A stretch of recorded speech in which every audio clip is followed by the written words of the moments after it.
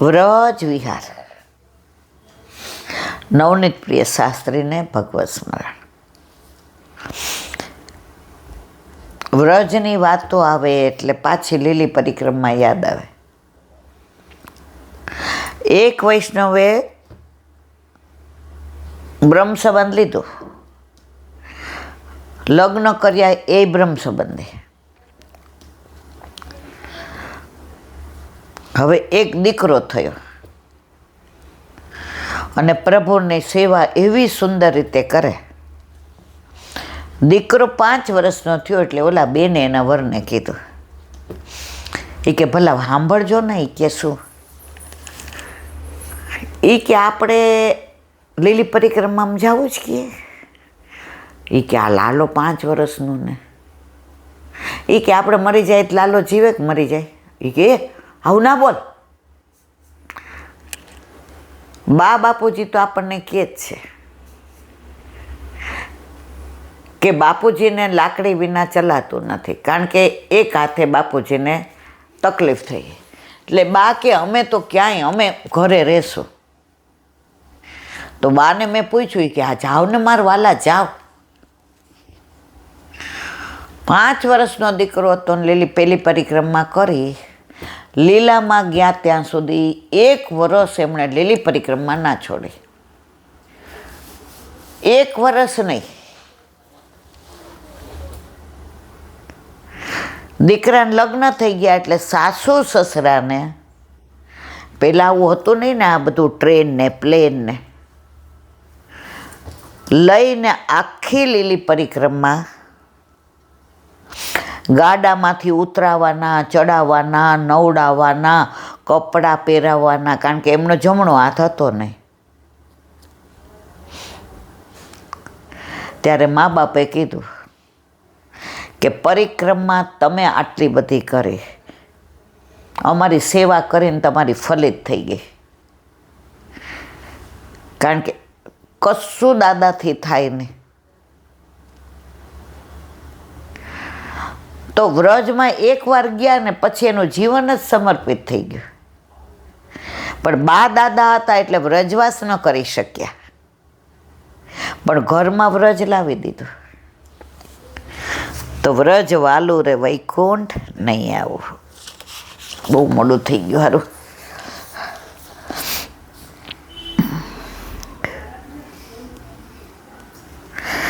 હવે કાલે આપણે કાલી દહને ચાલુ કર્યું હતું, આજે વિરામ આપ્યો.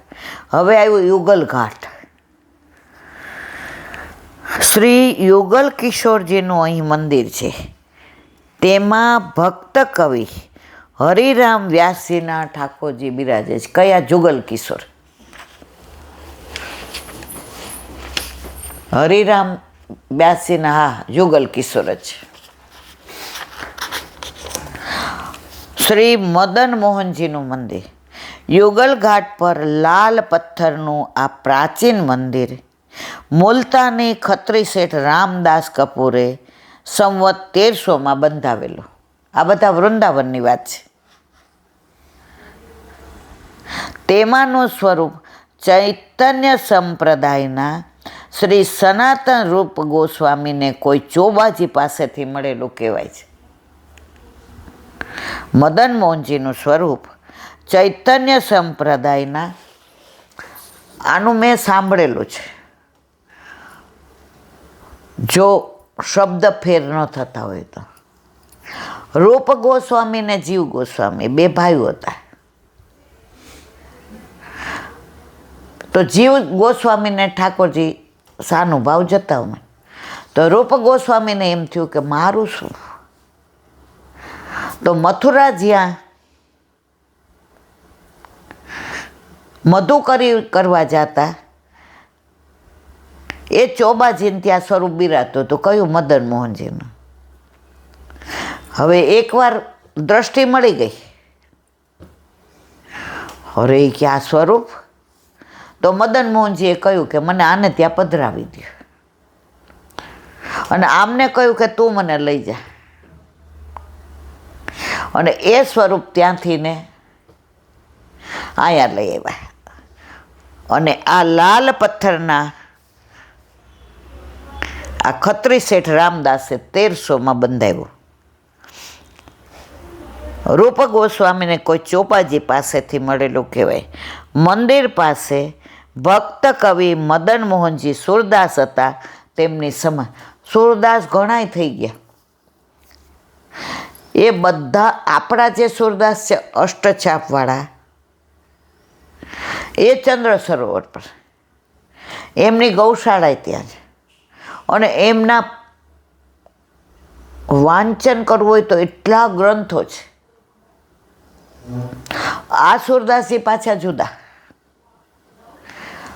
ઘણા બધા સુરદાસો વિશે વાંચેલું છે વ્રજના, પણ બધાને જુદી જુદી અનુભૂતિ થઈ. તો આ સુરદાસજી એ અહીંયા મંદિર પાસે, એમનું નામ હતું શું? સુરદાસજીનું મદન મોહનજી. અને એમની સમાધિ અહીંયા છે. અદ્વૈત વટ, અદ્વૈત ગોસ્વામીના આ તપોભૂમિ છે. અષ્ટ સખીઓનું સુંદર મંદિર. આપણે જઈએ બાંકે બિહારી, એટલે રોડ ઉપરથી જાય તો જમણી બાજુ છે અષ્ટ સખીનું મંદિર. આ અત્યારે ભૌતિક વૃંદાવનની વાત છે, શ્વેતવરાકલ. આપણા અષ્ટ સખી રાધા કૃષ્ણ કુંડ ઉપર છે. અત્યારે થોડું બધું ખરી ગયા છે, કાંગરા નામ તેને બધું જર્જરિત થઈ ગયું, પણ મૂળ આપણા અષ્ટ સખી રાધા કૃષ્ણ કુંડ છે. તો અહીંયા અદ્વૈત વટ છે, ત્યાં અદ્વૈત ગોસ્વામીની આ તપોભૂમિ છે અને અષ્ટ સખીઓનું સુંદર મંદિર છે. બોલો વલ્લભાથી. મધુરાષ્ટક પાણી મધુરો. પાણી મધુરો એટલે પાણી એટલે જળ અને પાણી એટલે હાથ. નાના હોય ને ત્યારે મધુરાષ્ટક મોઢે કરાવે, એટલે પાણી એટલે પાણી જ સમજતા, પાણી એટલે જલ. પછી પાદ આવે એટલે ચરણ. તો એકવાર એક ભગવદી અમને બધું આવું શીખવાડતા. એ કે આમાં બધુંય મધુર છે, પણ ચરણ અને હાથનું કેમ ક્યાંય નથી? કાલે શોધી આવજો કેમ આ બેનું નથી. હવે આપણે તો ભણવામાં રસ હોય એટલા બધામાં રસ નહીં, મૂકી દીધું બધું. બીજે દિવસે ત્યાં જવાનું હતું એમને, ત્યાં આ બધું અમને કોઈક વાર શીખવાડતા બધું આવું.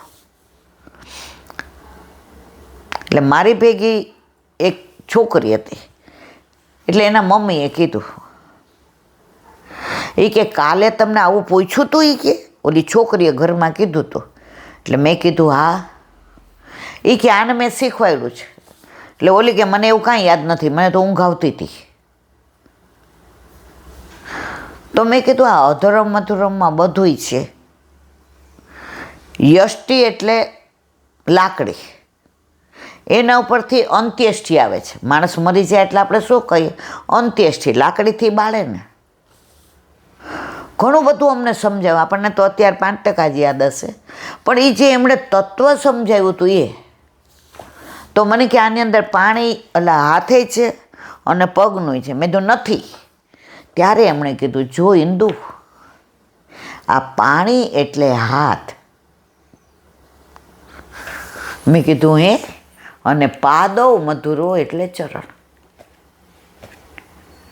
પહેલાંના વૈષ્ણવો ભણેલા નહોતા, પણ આ બધી ભાવના એમને ખબર હતી.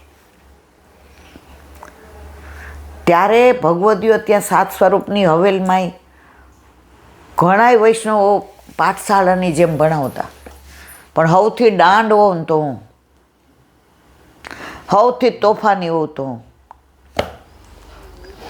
ઘરેથી મૂકી જાય એટલે જઈએ ખરા અંદર, પણ આમ રાહ જોઈએ કે ક્યારે છૂટીએ. અને જો એમાં યાદ આવે કે 10 વાગે આજે રેસકોર્સ ઉપર બધાએ ઓલા લાંબા કૂદકા કરવાના છે, ધીમેકથી પાછળથી ઉઠીને વયા જઈએ. હવે 12 વાગે એટલે બધાય ઘરે જાય. બેબી ક્યાં? એ કે લે ઘરે નથી આવી. ત્યાં તો આપણે આવી જાય, આરે પાછળ જ હતી. પછી કોક દ્વારા ખબર પડે કે આ તો બેન રેસકોર્સ ગયા હતા ઓલા ઊંચા કૂદકાની પ્રેક્ટિસ કરવા. તો ત્યારનું અધૂરું રહેલું મારા વલ્લભે બાળપણનું અત્યારે ઘડપણમાં મારું ધ્યાન રાખ્યું. આવી દાંડ હતી, આવી તોફાની હતી, માના કાઢતી ન જવું પડે એટલે પ્રભુએ મારા દોસ્ત સામું ના જોયું અને તોય પોતાનો કરી જાણો રે, આ પોતાનો કરીને જાણ્યો. રમતિયાળ હોય ને ત્યારે બધી ખબર જ ન પડે કે આવું કરાય ના. રમવું, ભણવું અને અધર એક્ટિવિટીઝ, પણ ત્યારે જે બધું અછડતું મળ્યું ને વલ્લભે કોરા ન રાખ્યા. તો કાલે આપણે અહીંયા સુધી આવ્યા હતા. હવે આગળ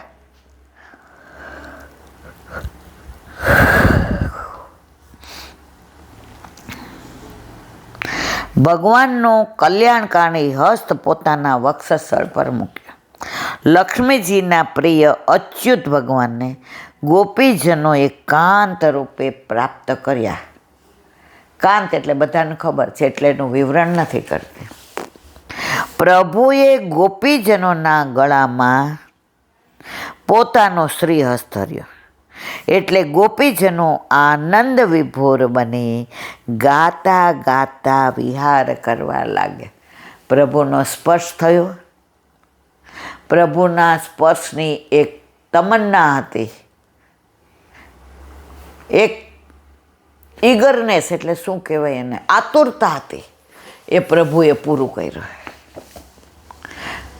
મનોરથ પૂરો થાય ને એટલે રાજી થઈ જાય. પેલી ગાય રમા એકાદશી આવી ગઈ, આ નહીં એની બરાબર.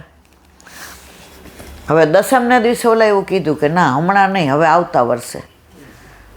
તો થોડીક વાર આમ વેવડ થઈ ગઈ હતી. એમ તો અરે યાર રમા એકાદશી, બછરા સહિત નેચુકી ગાય, આ કેમ આવું કરે છે? આકાશને કીધું ફોન કરને એને શું વાંધો છે. તો ઓલા એમ કીધું કે અત્યારે ને અત્યારે મોકલો ને તો 7,000 થાય, કારણ કે દિવાળીનો સમય, અને પાંચમ પછી મોકલો તો 5,000. એ કે મમ્મી, મેં તો એને કે 8 દઈ દે, 8,000 આપી દે. મને કે લે તું કે. હવે કાઠિયાવાડી હતા, ગાય આપણે કાઠિયાવાડમાંથી લાવ્યા છે, ગીરની છે. મેં તો ભાઈ તમારે જે થાય ને પૈસાની ચિંતા, પણ અમારો 11 ગાય. મને કે બા હવે તમે ફોન મૂકી દો, અમે જ કરીએ છીએ, મારે જ વધુ લેવાતા, હવે 5થી વધુ ન લેવાય.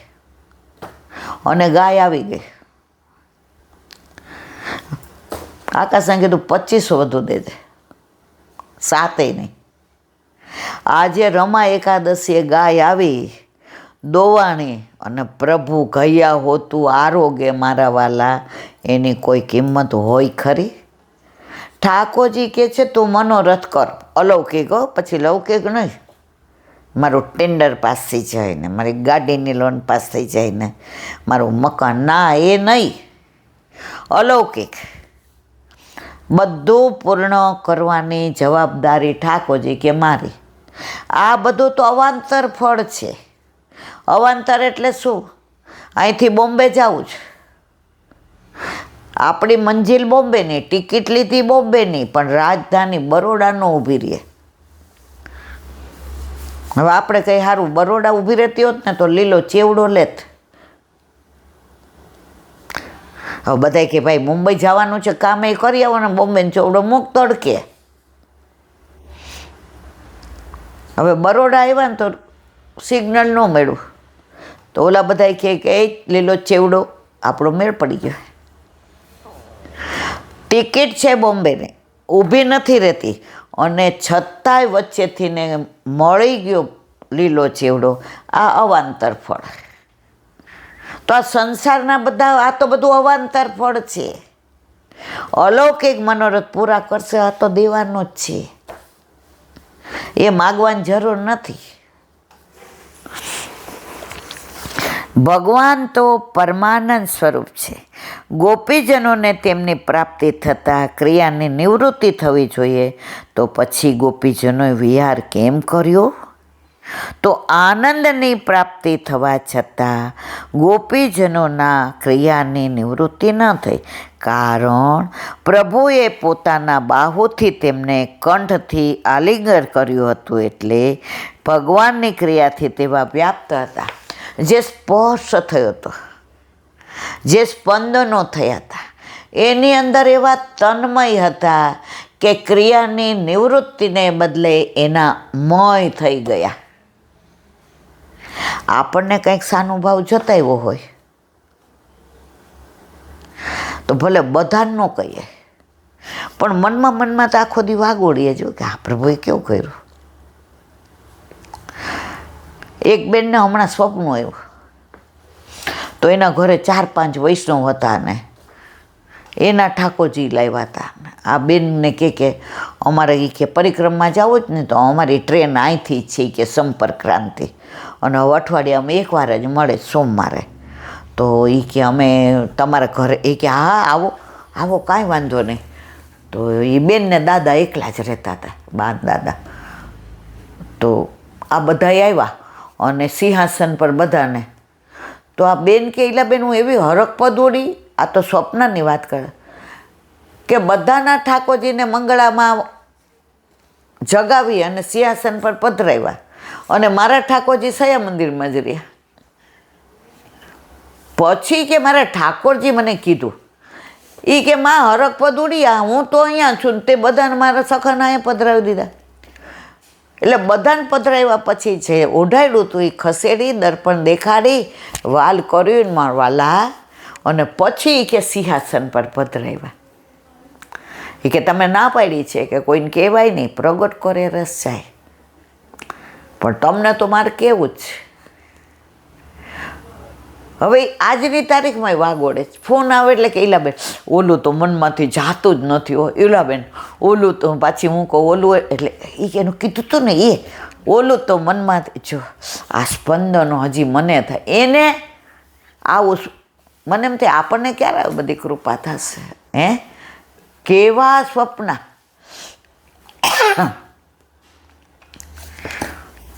તો સ્વપ્નું આવ્યું પણ હજી સ્પંદન હોય. એમ ગોપીઓને આલિંગન કર્યું ને આમ કંઠે હસ્ત, તો એ સ્પંદનો ગોપીજનો ભૂલતા નથી.